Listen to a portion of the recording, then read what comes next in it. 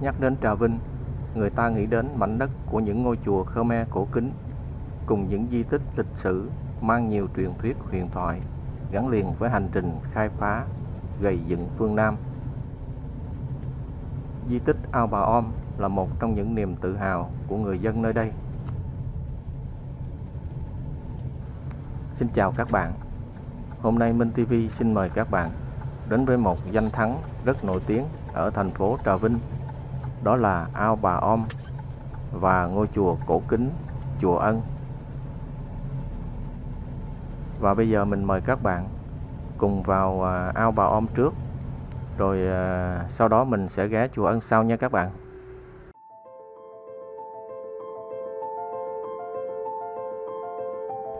Đây là khu vực Ao Bà Om.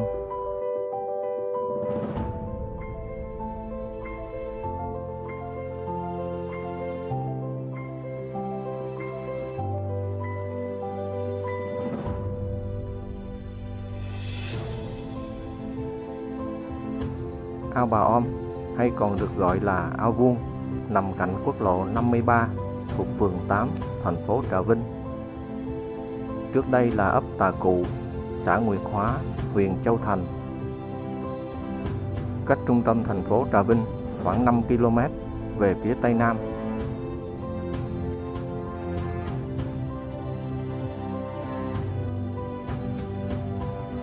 Ấn tượng đầu tiên khi tới thăm Ao Bà Om là cảm giác mát mẻ trước cảnh trời xanh nước biếc một màu.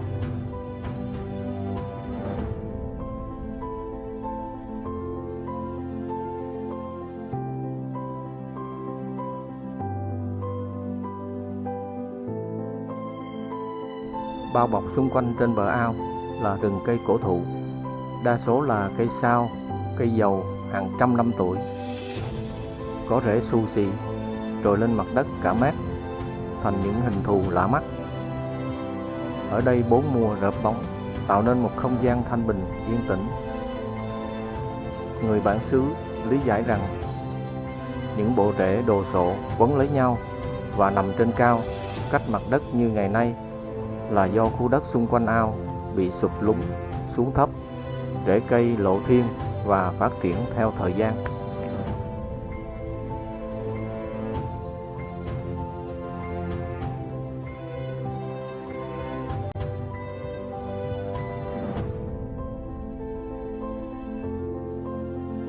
Kích cỡ khổng lồ và hình thù kỳ dị của các bộ rễ cây ở đây khiến nhiều người liên tưởng đến một cánh rừng cổ tích.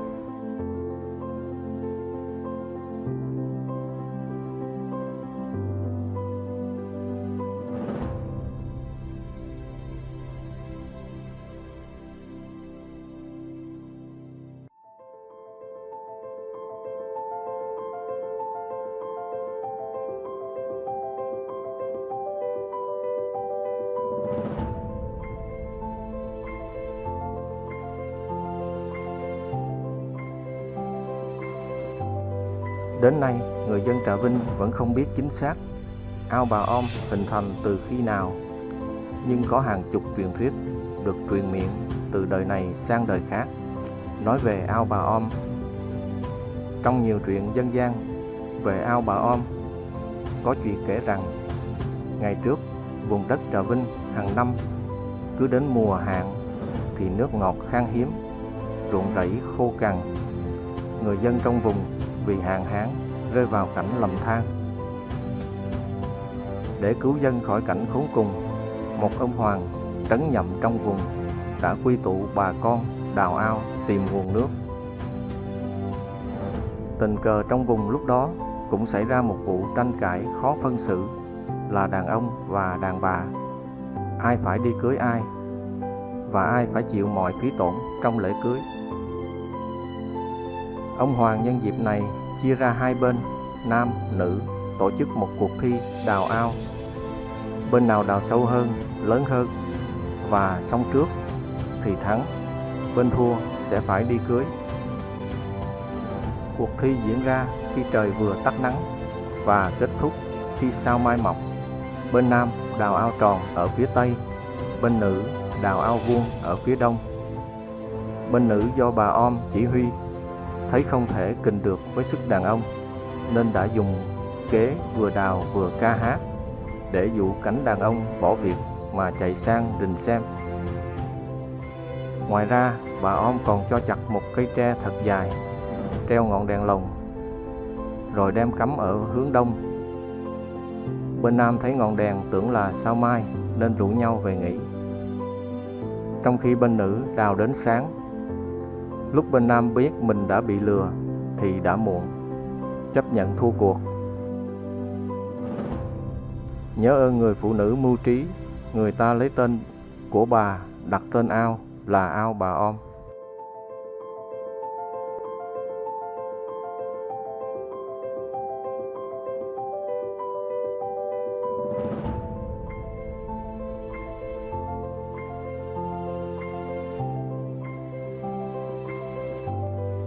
Đây cũng là nơi hàng năm diễn ra các lễ hội truyền thống của đồng bào dân tộc Khmer Nam Bộ như Chon Chenam Thơ-mây, Sendonta, Ốc Ong Bóc.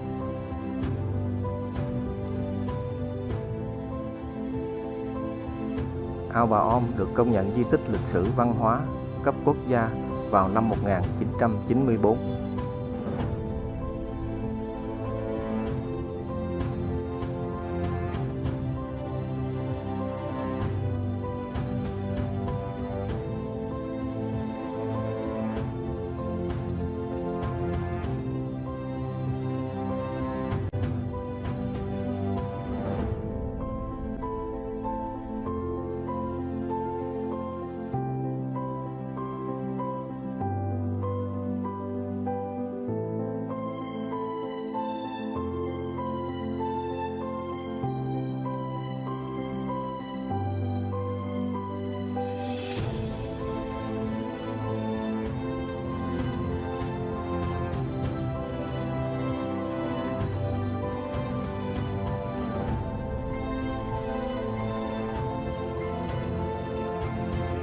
Và bây giờ mời các bạn ghé qua ngôi chùa Ân, cùng vào viếng và chiêm ngưỡng vẻ đẹp của ngôi chùa này nhé.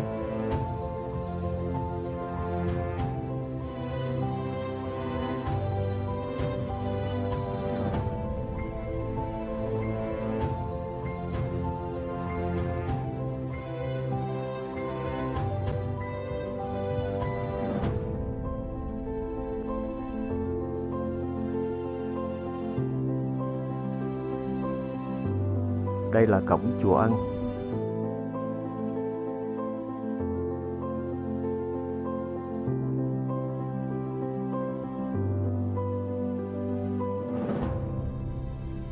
Chùa Ân tọa lạc tại khóm 4, phường 8, thành phố Trà Vinh, tỉnh Trà Vinh. Chùa nằm cách trung tâm thành phố khoảng 5 km, nằm trong khuôn viên thắng cảnh ao Bà Om. Chùa Ông được mệnh danh là ngôi chùa lâu đời nhất trong hệ thống chùa Khmer ở Trà Vinh.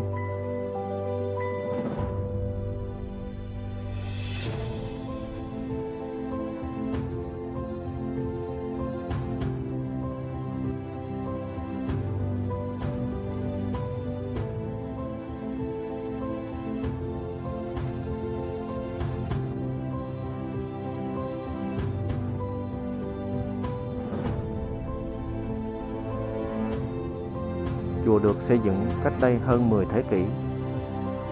Theo bản di tích lịch sử chùa Ân, thì chùa có từ năm 990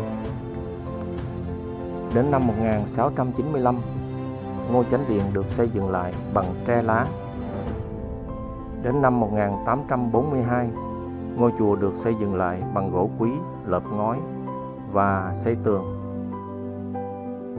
Sau đó chùa còn được trùng tu vài lần nữa, cho tới khi có được vẻ uy nghi, trang nghiêm như hiện tại.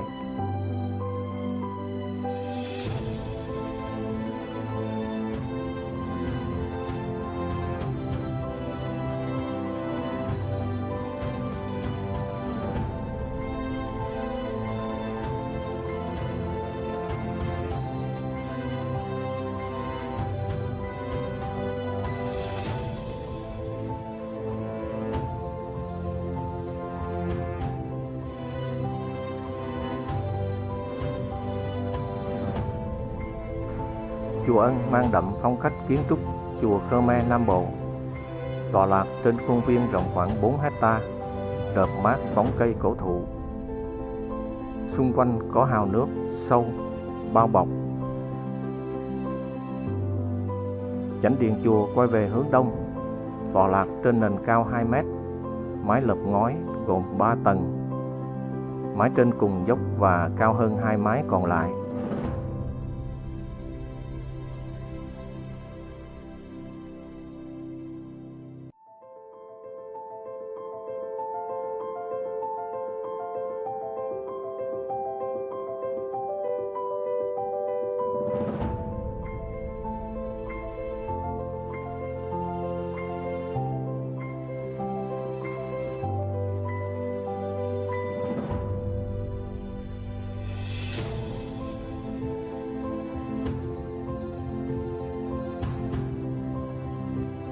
Bên trong chánh điện chùa Ân là gian phòng thờ Phật Thích Ca, cũng là nơi tiến hành các nghi thức của Phật giáo Nam Tông.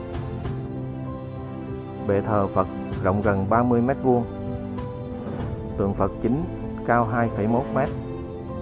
Xung quanh có 50 tượng Phật khác nhỏ hơn.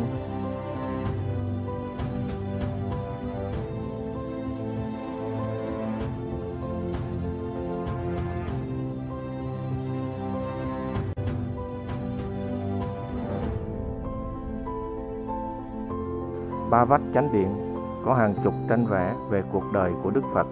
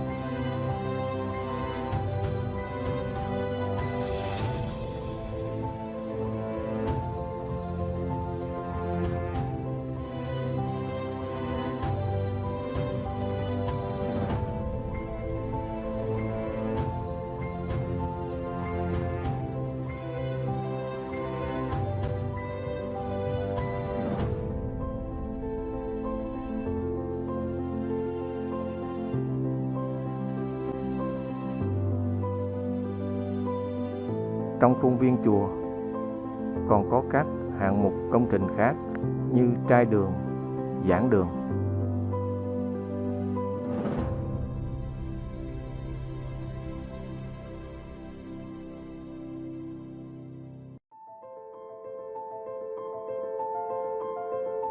Trải qua các giai đoạn lịch sử, chùa vẫn còn lưu giữ nhiều hiện vật cổ quý giá, đặc biệt là bộ kinh Phật được viết bằng lá buông.